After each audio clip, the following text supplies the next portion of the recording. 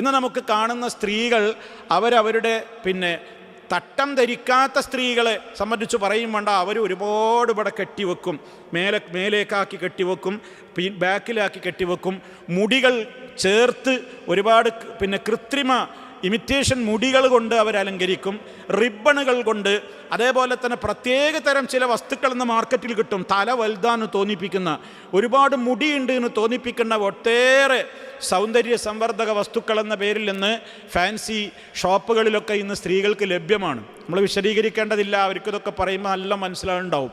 അപ്പം അതുകൊണ്ട് നമുക്കാണ് പലപ്പോഴും മനസ്സിലാവാതിരിക്കുക.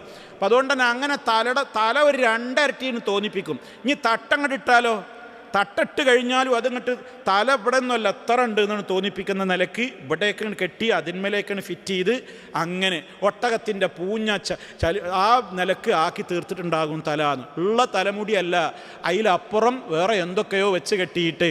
അതാണ് ഇമാം നവവി റഹ്മത്തുള്ളാഹി അലൈഹി അവസാനം കൊടുത്ത ഫുട് നോട്ടിൽ നിങ്ങൾ നോക്കൂ, റൂസുഹുന്ന കഅസ്നിമത്തുൽ ബുഖ്തി എന്ന് പറഞ്ഞിടത്ത് അദ്ദേഹം പ്രത്യേകം എടുത്ത് പറയാണ്, അയ്യുകബ്ബിർനഹ, അവരാ തല അങ്ങനെ വലുതാക്കിയിട്ട് തോന്നിപ്പിക്കുന്നു. ബിലഫി ഇമാമത്തിൻ, ഏതെങ്കിലും തുണിക്കെട്ടോ അല്ലെങ്കിൽ ഏതെങ്കിലും തലപ്പാവോ പ്രത്യേകമായിട്ടുള്ള ഡ്രസ്സോ ഒക്കെ അതിലേക്ക് ചുരുട്ടിക്കൂട്ടി വെച്ചിട്ട് തല ഒരുപാടുണ്ട് എന്ന് വലിയ തലയായിട്ട് അതൊരു അലങ്കാരത്തിൻ്റെ ലക്ഷണമായിട്ട് നറോട്ടുകൂടി ദുന്യാവിൽ കാണുന്നുണ്ടല്ലോ. അത് ഏതെല്ലാം മോഡലുണ്ട്.